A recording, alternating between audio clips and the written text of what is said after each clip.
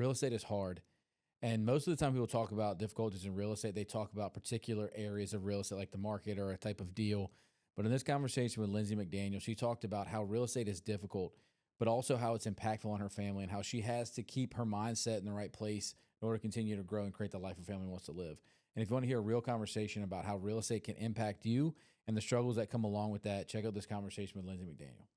I want to talk about and we talked about those before, and real estate's hard. And we know that it's hard. A lot of people talk about why it's hard, right? You talk about the market, you talk about difficult types of transactions, and the market right now is not easy. Yeah. You have a different perspective, though, and I think that it's refreshing to hear somebody talk about just the ebbs and flow in real estate. And somebody the other day told me that if you ask a real estate agent how the market is, they're probably going to be, like, their reaction is probably going to be great. It's how the market's treating them at the moment, right? Correct. Yeah, their experience. Exactly. Right. It could be a difficult market. Somebody can be doing okay and like, oh, it's pretty good. And you could have a great market and somebody not do well and they'll be like, sucks right now, right? Yep. And and it's funny, even the perspective of people are stressed because it's slow. Right. But then whenever it's super busy, people are stressed because it's super busy. Super busy. Yeah. It's like, what hard do you want? And every once in a while, it's okay to get frustrated, but you have to come out of that feeling and understanding that it's probably a lot of you in your head, and also you're almost always. Yeah, and there's things that you No, do 100%. Yeah. So like, tell us about your feelings and how you deal with that type of ebb and flow. So, I mean, just recently I had, the 3 cancellations within 48 hours, and that is so tough because you feel like that's a blow. Yes. And it's the homes are adorable and the homes are priced well. And, you're like, what is going on? And, they could do a cancellation for no reason. There's cold feet. Excuse me? What? So, and it had, there's 3 cancellations. Then I had a friend, let me go all within that 48 hours. And that is difficult. You feel like you're not only letting your clients down and your friends, but you're also like coming with negative news all the time right now. That's really difficult. And then you're on the flip side, you're like, I'm letting my family down too, But the next day you called me and said, hey, I would love to have you on the podcast. And that really made me sit down, reprioritize, see what's, I need to do. What do I need to do? Change my business to reflect and how can I better serve my clients? Yeah, I think that like a lot of people feel like, and I get this way where you feel like you're missing out on something if you if you have a bad day or a bad experience or bad closing or several, you feel like you like there's a possibility that it could all go completely away. Yeah. But at the end of the day, it's really it's all a shifting of perspective to know that you're going to have a bad day. If you have all of your bad days in a week, then the chances of having a couple of great weeks is there. Yes. There's always new opportunities coming into the market. Like new people are turning 18 every day. New people are born every day.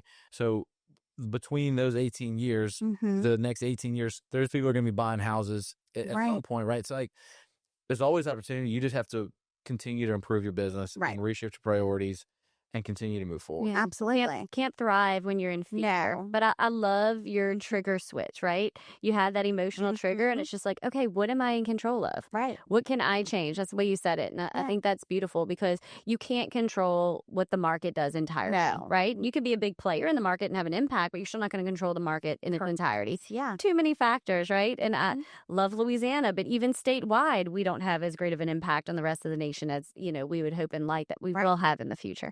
But we are the most affordable. Right. There's so many great things. You want to live on the water. Yes.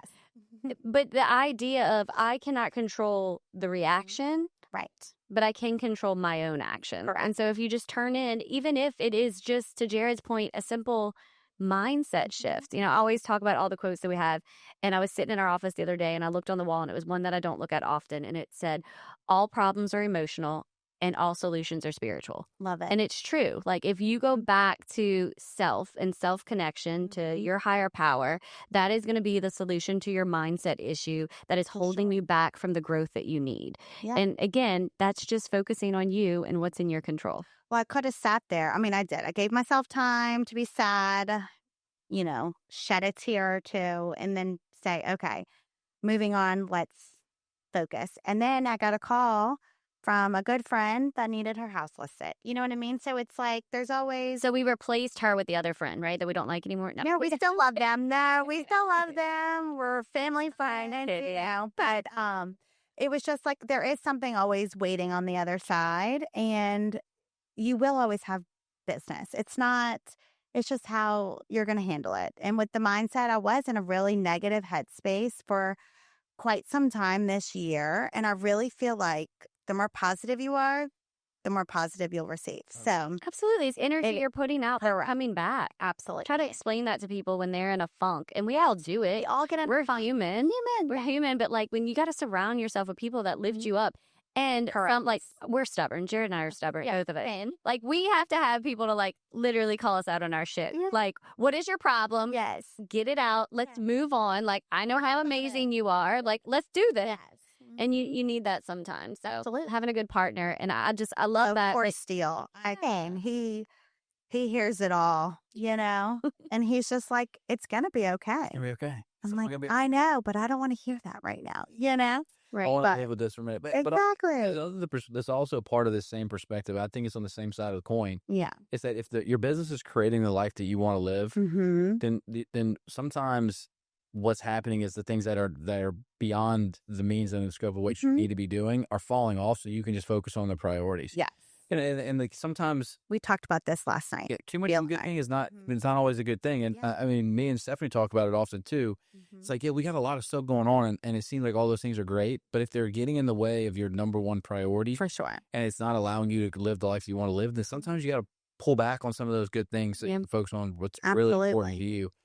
And like, and I see real estate agents often where sometimes the negative feeling comes from they're comparing themselves to the person next to them. Yes. You What- cannot do You that. can't, not in any business, because again, especially in your situation with you and Steele have other priorities, like you have great young kids, you've got the investment properties, Yeah. and you have Steele's business all along with yours. There's a balance in that whole thing too, right? And if all of that is giving you the life that you want, then you have to enjoy it and not try to ask for more all the time. Correct. Like I had to put up serious boundaries with my clients because like I have 3 kids, you know, I want to be at their school. I want to be doing things. I want to bring them to school, pick them up. And as much as they You like car drive line? me- Wait. look, like Castle's got it down. It's very efficient. I'll say It's very Yeah, in the quick. middle of that traffic. you have to. It's very quick.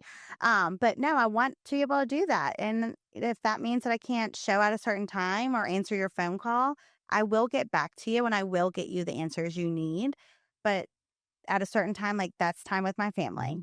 And at dinner, like, you know, my oldest is in all the sports and we're at the ballpark 5 days a week. But at dinner time is our time to talk about our day and how everyone felt. And, you know, that's precious time to me. And when you set those expectations, how many problems have you encountered with your clients? Probably hardly any. They're all my friends, Right. You know, and that's they what I get think it. people get so nervous about. It's like, I don't do business with me because you think you're doing me a favor. Number one, Right. Value what I'm providing. I'm not the discount, and I will go out of my way. Absolutely. Most, especially in the practice of law. Yeah. But at the same time, if I set an expectation, people don't have a problem with it. No, none. Set a price they don't have a problem with. The right client. Exactly. The right client. And I understand people are working during the day, you know.